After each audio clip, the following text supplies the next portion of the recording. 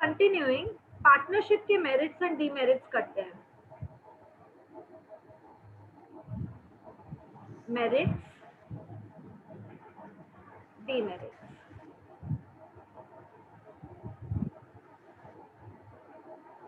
Okay, so partnership B, if you see, it's easy formation. ठीक है, it's easy formation. सबसे ज्यादा difficult formation companies का है.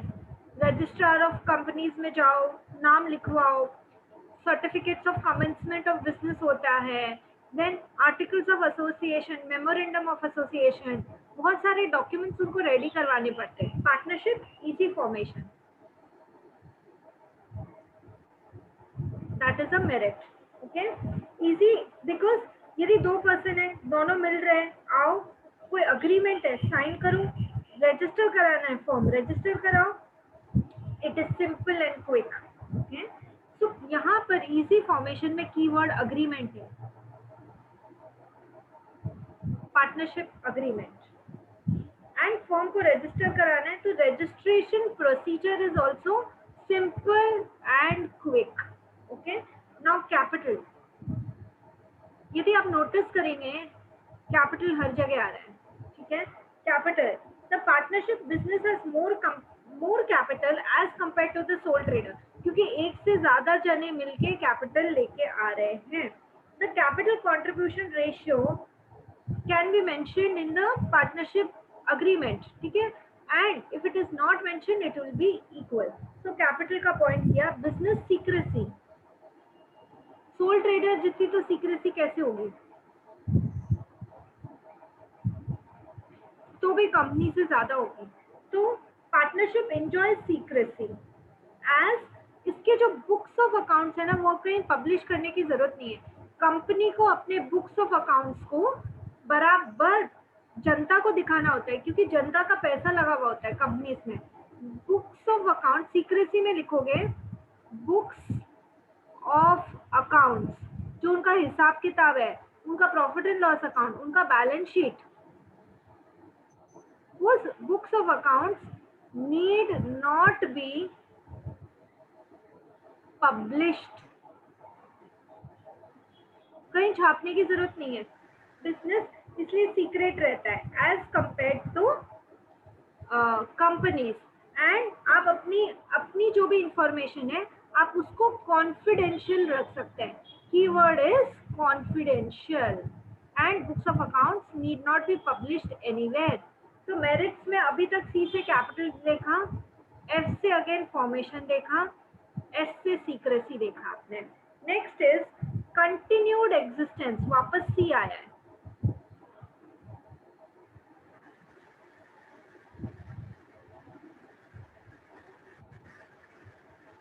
कंटिन्यूड एग्जिस्टेंस, यदि कोई पार्टनर की डेथ भी हो जाती है, बाकी तो जिंदा है, बाकी तो बिजनेस चला सकता है.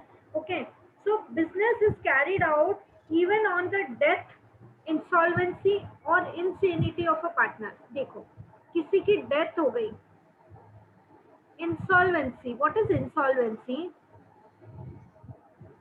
यदि किसी की लाइबिलिटी ज्यादा है उसके एसेट से, मतलब उसके पास इतना पैसा नहीं है कि वो अपने डेट्स को पे ऑफ कर सके, तो वो इंसॉल्वेंट है. लाइबिलिटी ज्यादा है उसकी एसेट से.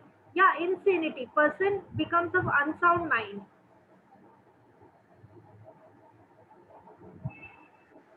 ठीक है, यदि कोई एक पार्टनर की डेथ हो गई है, इंसॉल्वेंसी है या इंसेनिटी है, तो भी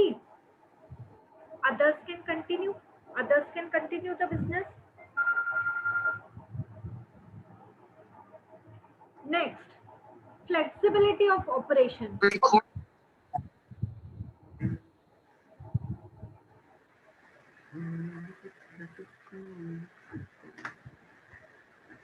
देखो, इजी फॉर्मेशन का एफ आया है और फ्लेक्सिबिलिटी का भी एफ आया है. If you see, okay, flexibility of operation, there is more flexibility in partnership business. Partners may expand or diversify business activities as and when required. जो मर्जी है एक्सपेंशन कर सकते हैं, डाइवर्सिफाई कर सकते हैं. Partners can change line also. ठीक है, If required, they may also close down the business. तो flexibility में आप क्या बोलेंगे? They can expand, diversify. Keyword is expand, diversify.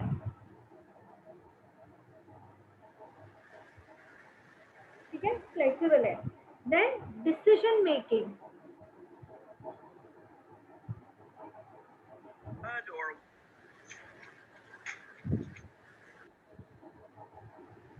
Decision making में क्या होगा?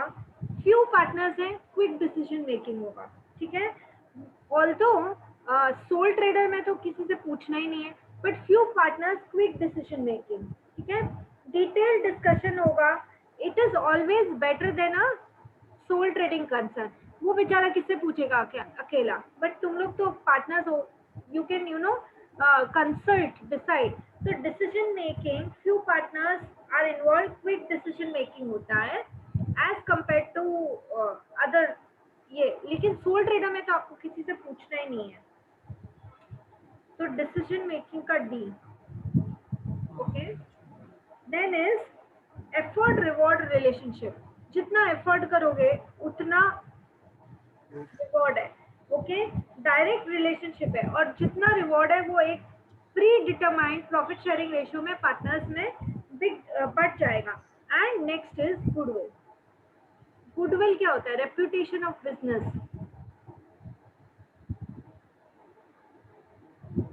गुडविल में कीवर्ड है reputation of business. So goodwill क्या है? पार्टनरशिप में reputation of business which is valued in money terms. In 12th standard आप पूरे पार्टनरशिप के अकाउंट्स लिख रहे होगे और आप उनका पूरा का पूरा गुडविल का अच्छा फुल फ्लेज क्वेश्चन कर रहे होगे. The partnership enjoys good amount of goodwill in the market. ठीक है, क्योंकि यदि उनकी क्वालिटी ऑफ सर्विस अच्छी है, यदि वो एथिकल वे में कस्टमर्स से डील करते हैं, यदि गुड सर्विसेज देते हैं, तो उनकी रेपुटेशन भी हाई होगी. And on admission of a new partner, मान लो ए बी और सी 3 पार्टनर्स थे, डी आया है अंदर, यदि ऑलरेडी बिजनेस की गुडविल है तो मिस्टर डी से वो सिर्फ कैपिटल का पैसा ही नहीं मांगेंगे, गुडविल का भी पैसा मांगेंगे. तो goodwill is reputation of business. बनती कैसे है? Good quality goods you provide, good services you provide, ethical work you do, तो आपकी गुडविल बनेगी. तो गुडविल का पॉइंट जी से. तो चिल्ड्रन, मेरिट्स लर्न करना आसान है. Start with C. C gives you capital, C gives you continued existence. 2 C आया इसके अंदर. ठीक है, डी से आपका डिसीजन मेकिंग आया. Okay, F come, A B C D E F. F देखो, एफ से क्या क्या आया? Easy formation, flexibility of operation. 2 F आया. Easy formation, flexibility of operation. And G देखो, गुडविल. ओके, तो ये तो सारे मेरिट्स हुए. Now come up to demerits of partnership.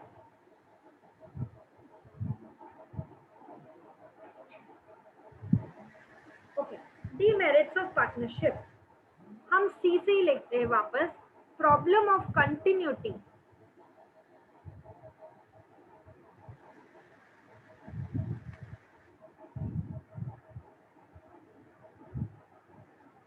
ठीक है, द पार्टनरशिप बिजनेस में face problem of continuity unless provided कि हम लोग बिजनेस कंटिन्यू ही करेंगे in case of death, insolvency और इंसेनिटी ऑफ एनी पार्टनर. यदि बिजनेस में पार्टनरशिप अग्रीमेंट में यदि ये नहीं है, ठीक है, कि कंटिन्यूएशन ऑफ बिजनेस करना है, तो हो सकता है कि वो बोले कि हम फर्म को डिसॉल्व करते हैं. डिसॉल्व मतलब bringing up the partnership to an end. It is a new word. समझो, dissolution of partnership means bringing the business to an end. Dissolve करना है. नाउ क्या इन लोग को कोई लीगल स्टेटस है जैसे कंपनीज को है? वो तो है नहीं. Absence of legal status.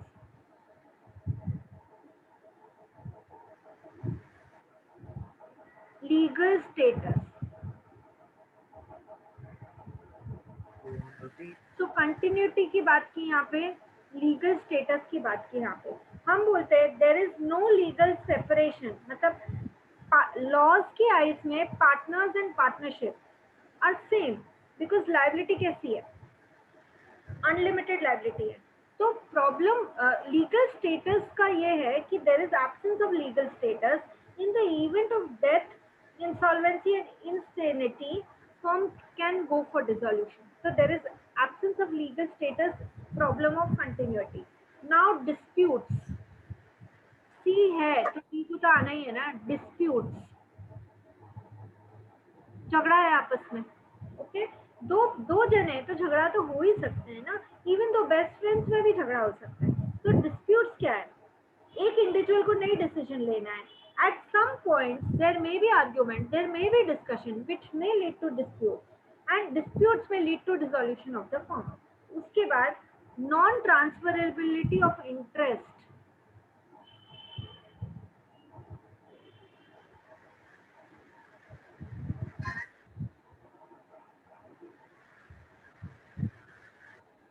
मतलब अभी हमने पढ़ा था पार्टनरशिप के फीचर्स में कि without the prior consent of all the partners I can not transfer my share to any outsider, so that is non transferability of interest in the partnership business, I can not.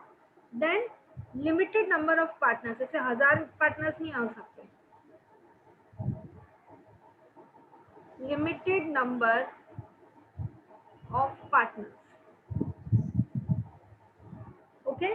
Then यदि किसी partner को admission हो रहा है, difficulty in admission of partner,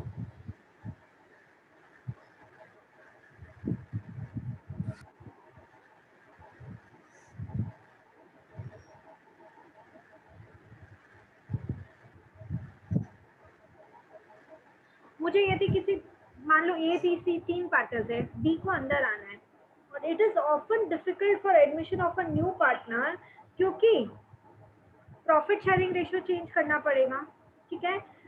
existing partners में you know object कि नहीं, अभी यदि पार्टनरशिप है तो एग्जिस्टिंग पार्टनर्स में ऑब्जेक्ट कि नहीं, हम नहीं आने देना चाहते नए पार्टनर को, तो वो एडमिट कैसे होगा, full faith should be there in incoming partners, तो admission of partner might be difficult. तो एडमिशन यहाँ पे याद रखो ताकि तुम एडमिशन ऑफ पार्टनर से पॉइंट पे पहुंचो, difficulty in admission of partner. Unlimited liability खतरनाक है, यदि बिजनेस को लॉस हुआ तो तुम्हारे पर्सनल एसेट्स सारे रिस्क,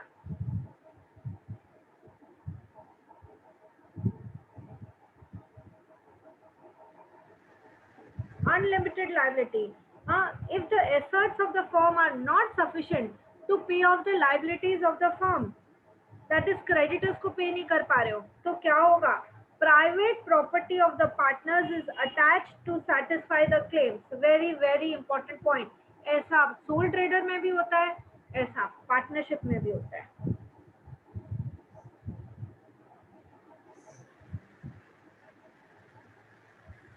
एक और पॉइंट है इम्प्लाइड अथॉरिटी।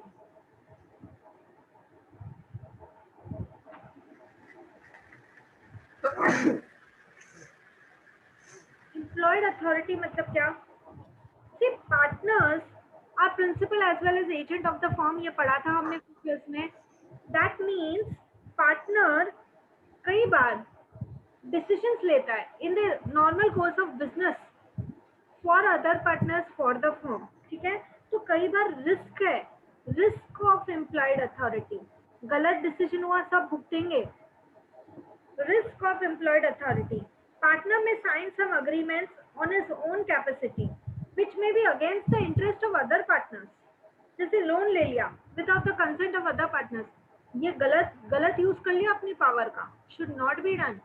तो उसको जो भी एक पार्टनर दूसरे पार्टनर्स के बिहाफ पे, फर्म के बिहाफ पे यदि कोई डिसीजन लेता है, remember it should be in the interest of the whole firm, in the interest of all partners, खुद के पर्सनल इंटरेस्ट में नहीं लेना।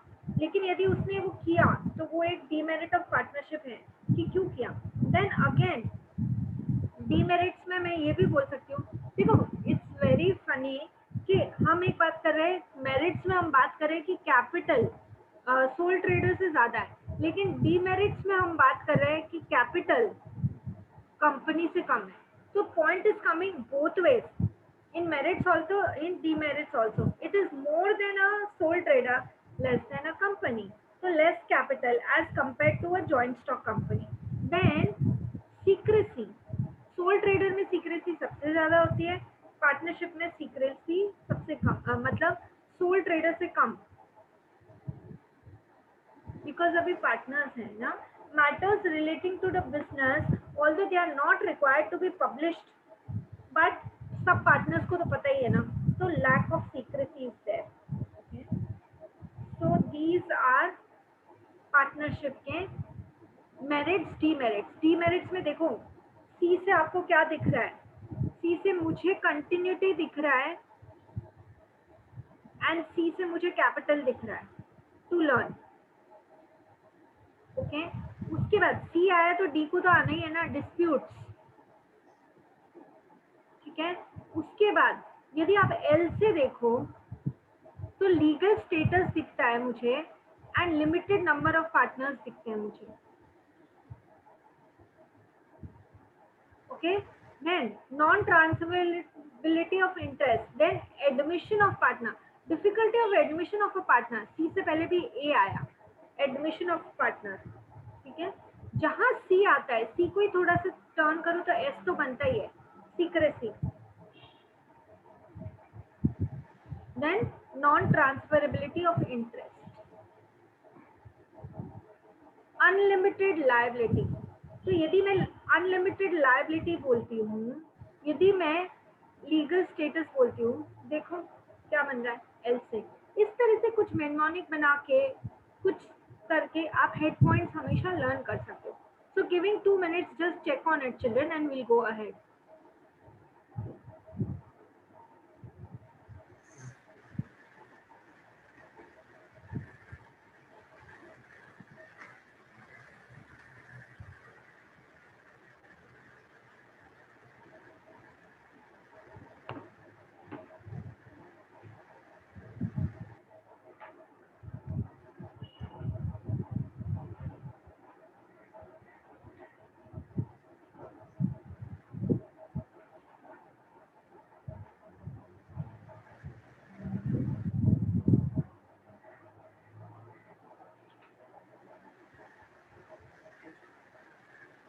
अनुष्का को जब मैंने पहली बार एयरपोर्ट पे देखा, सीधा किसी कंटेस्टेंट की बेटी है जो साथ में जा रही है.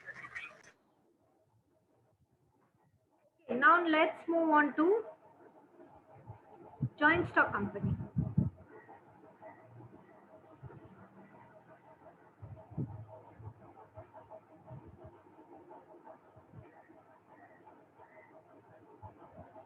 An artificial person created by law having perpetual succession and common seal.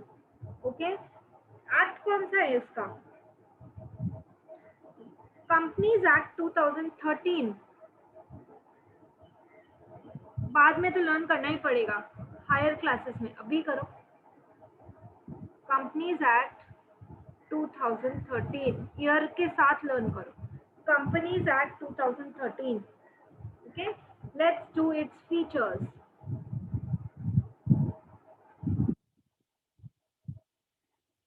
सबसे पहले, it is a voluntary association created by law.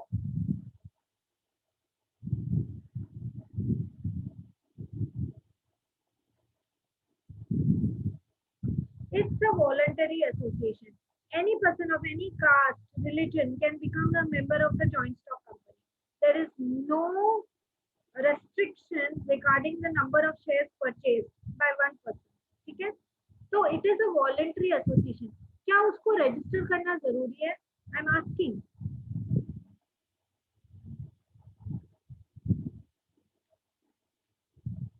Answer to me. Registration. Yes, ma'am. Yes, registration is compulsory as per the Companies Act 2013. कहाँ register कराना है? Registrar of companies के पास.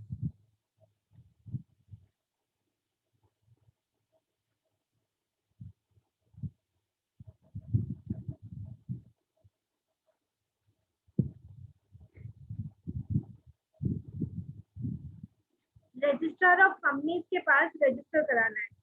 Certificate of registration को हम लोग क्या बोलते हैं? इनकॉर्पोरेशन सर्टिफिकेट की हाँ आ गई है एग्जिस्टेंस में, इनकॉर्पोरेशन सर्टिफिकेट या नाम याद रखो, incorporation certificate. And business start करने के लिए हम लोग क्या बोलते हैं कि पब्लिक लिमिटेड कंपनी होती है, वो परमिशन लेगी कि मैं बिजनेस स्टार्ट कर दूं क्या, तभी उसको कौन सा सर्टिफिकेट चाहिए, certificate of commencement of business. Commence करना मतलब स्टार्ट करना, ठीक है। तो इतना रजिस्ट्रेशन चाहिए, इतना सारा सर्टिफिकेट चाहिए, लंबा प्रोसेस है। क्या उसके पास एक रजिस्टर्ड ऑफिस होना चाहिए?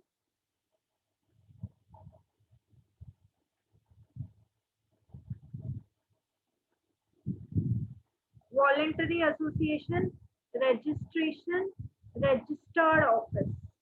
The address of the registered office of the company should be mentioned in the Memorandum of Association, MOA. It's a document which shows your relations with the outside world. Okay? Memorandum of Association. It is an important document of the company. Registrar में ये मतलब registrar of office पे ये file होता है, memorandum of association, annual reports, minutes, memorandum, articles of association. फिर उसके बाद एक प्रोस्पेक्टस भी होता है। प्रोस्पेक्टस क्या होता है?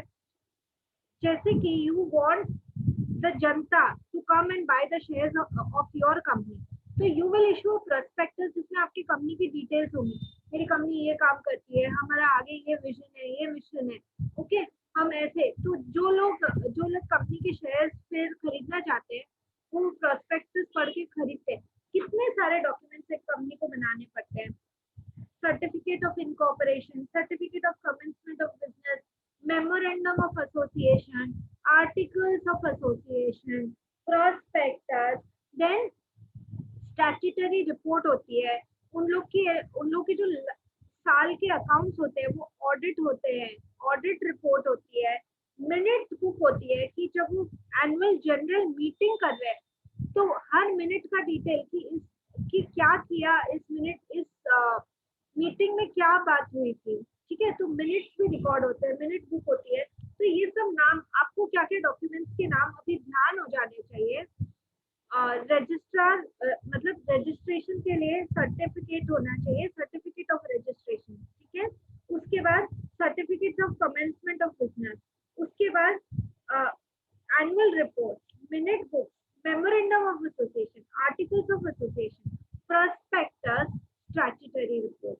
मैंने इतने सारे डॉक्यूमेंट्स बोले आपको, ठीक है।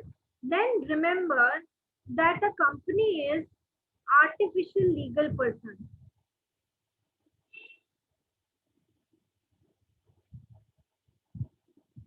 यदि मैं बोल रही थी और तब आप नहीं लिख पाए, pause the recording, write it down and then again no उसको करो। Then artificial legal person, artificial legal person means भगवान ने नहीं बनाया, it is created by law, that is it is created by law. They are not natural persons. Company is a person, yes it is, but it is an artificial legal person created by law. So this means that a company can enter into contract with the third parties in their own name. उनको कोई चाहिए नहीं, मुझे in fact मुझे कोई property खरीदनी है, मतलब आई मीन किसी कंपनी को कोई प्रॉपर्टी खरीदनी है वो खुद के नाम पे खरीद सकती है। It can buy assets, it can borrow money, it can open a bank account in its own name because उसका खुद का legal status है। So artificial legal person, that is the company is created by law, can enter into contracts in its own name, can buy property in its own name, can borrow money in its own name, can have a bank account in its own name, ठीक है।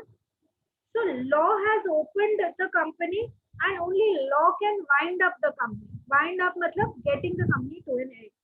Then उसके बाद common seal.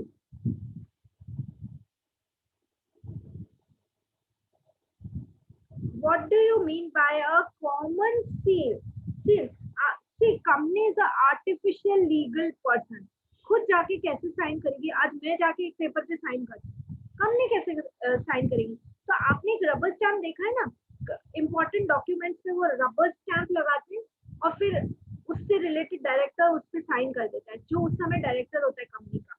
तो common treated as the signature of the company.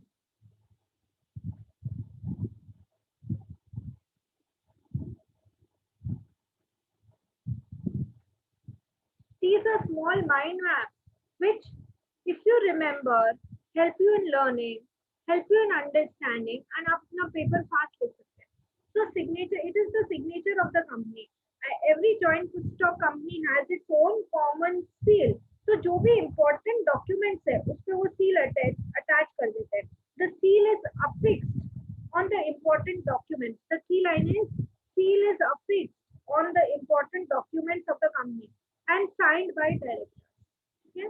Then अब बहुत अच्छा point आ रहा है लिमिटेड लायबिलिटी. अभी तक पार्टनरशिप और ये पढ़ा था सोल ट्रेडर अनलिमिटेड लायबिलिटी. मैंने हर बार बोला भयानक पॉइंट है, लेकिन ये लिमिटेड लायबिलिटी कंपनी का अच्छा पॉइंट है. Limited liability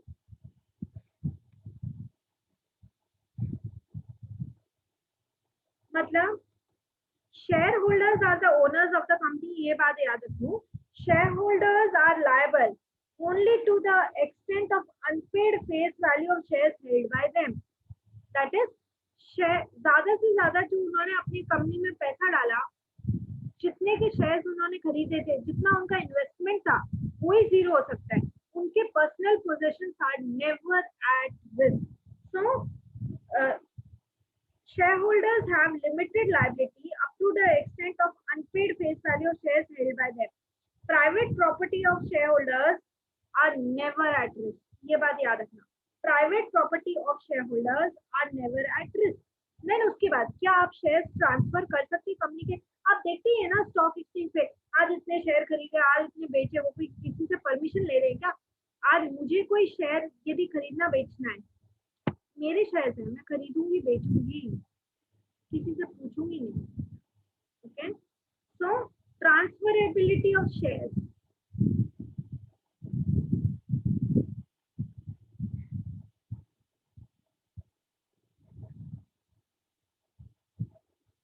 Shares are freely transferable. The shares of the public limited company are freely transferable. It means the shareholders can buy or sell shares without permission of the company. Okay, that is one thing. Now, separate ownership and management. Sole trader में वो लोग खुद ही owner थे, वो खुद ही manager था. Soul trader partnership में वो ओनर भी थे, एक मैनेजर रख लिया या नहीं रखा. यहाँ पर मैनेज करने के लिए प्रोफेशनल मैनेजर्स है, देन बोर्ड ऑफ डायरेक्टर्स है. तो shareholders are the owners and managers are the directors, managers, board of directors वो लोग. तो ownership and management is separate in joint stock company. Next point, separation of ownership and management.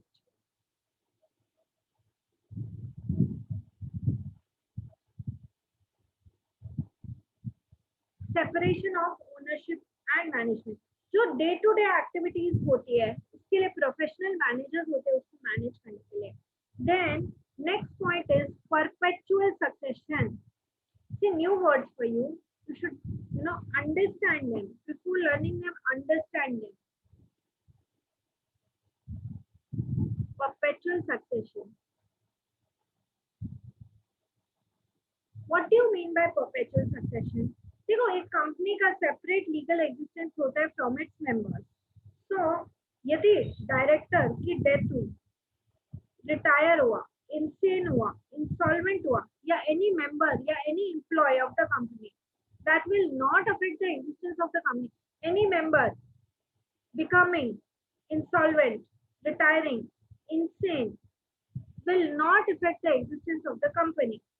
Joint stock company enjoys perpetual succession. ये लोग मरेंगे भी तो company बंद नहीं होगी, कोई ना कोई आगे ये कंपनी चलाएगा. Because a company is an artificial legal person created by law and come to an end only by law. Perpetual succession, it does not die. उसके बाद कोई ना कोई आके वो चलाएगा चलाएगा चलाएगा. That is perpetual succession. Member या एम्प्लॉयज की death, insanity, insolvency, retirement does not affect the existence of a company. Now membership. एक बात बताइए, दो तरह की कंपनीज होती है ये तो पता है, private limited company, public limited company. Private limited company में कितने मिनिमम मेंबर्स हो सकते हैं?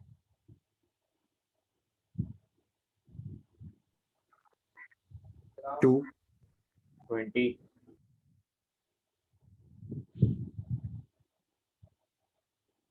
In a private limited company, minimum number of persons are 2. जिसने 2 बोला सही बोला, and maximum are 200 to 200. ठीक है? Okay. Public limited company, minimum number of members 3. 7 and maximum unlimited. Public limited है ना, लाखों करोड़ों शेयर हो सकते हैं और लाखों करोड़ों मेंबर्स। तो अब यदि मैं ओरली इसका एडवांटेज बोलूं तो मैं क्या बोलूंगी? देखो कंपनी है, सबसे पहले सी की बात करो, लार्ज अमाउंट ऑफ कैपिटल, ठीक है, ह्यूज अमाउंट ऑफ कैपिटल। उसके बाद प्रोफेशनल असिस्टेंस, मैं एडवांटेज की बात कर रही हूँ। आप अभी मैनेजर्स रख सकते हैं who are highly qualified, educated, experienced managers, बड़े से कंपनी को चलाने का उनको तरीका आता है, तो प्रोफेशनल मैनेजमेंट होता है। There is a lot of scope of expansion of the company. Company expand तो करेगी ना, lot of scope of expansion of the company, क्योंकि लार्ज स्केल पे काम कर रही है। देन पब्लिक इसमें पैसा डालती है, तो there is a public confidence. आज आप बड़ी बड़ी कंपनीज का नाम बोलोगे, Tata, Birla, Reliance, there is a public confidence. इन कंपनीज में पब्लिक दिखाती है, तो पब्लिक कॉन्फिडेंस, ये भी पी से वापस आया, पब्लिक कॉन्फिडेंस। Then taxation. तो टैक्सेशन क्या होता है?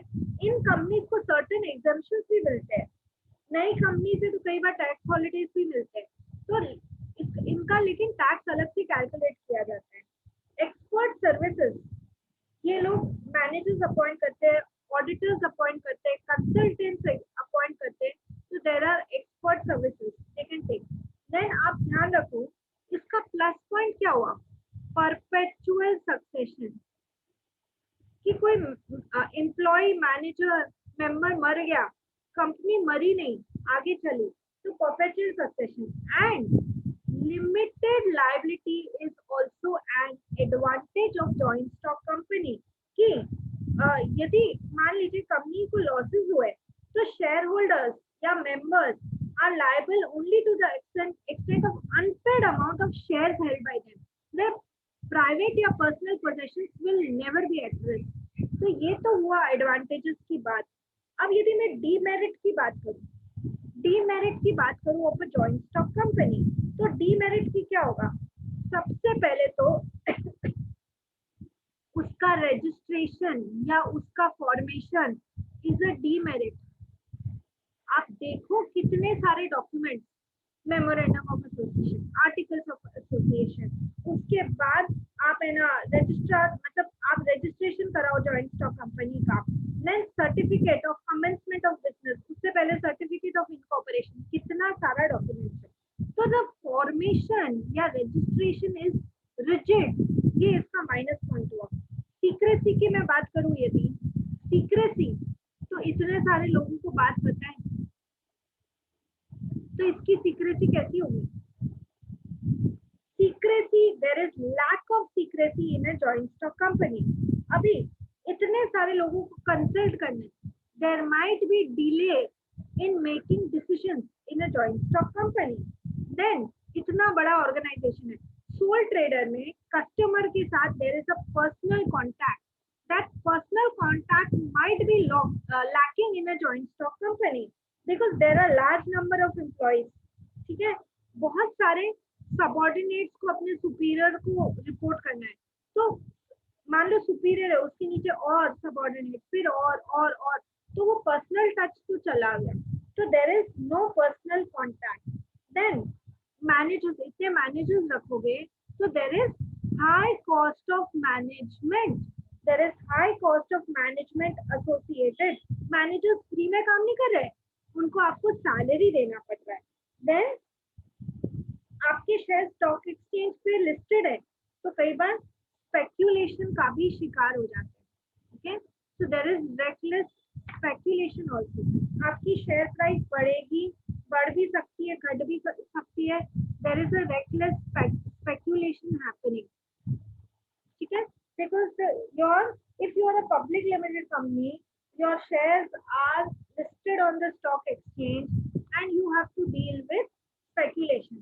So यदि हम वापस से रिकैप करें, जॉइंट स्टॉक कंपनी मेरिट्स बोलेंगे, बड़ी कैपिटल लार्ज है, मैनेजमेंट प्रोफेशनल है, एक्सपेंशन का स्कोप ज्यादा है, पब्लिक कॉन्फिडेंस ज्यादा है, there is relief in taxation, perpetual succession and limited liability. You have to learn these head points.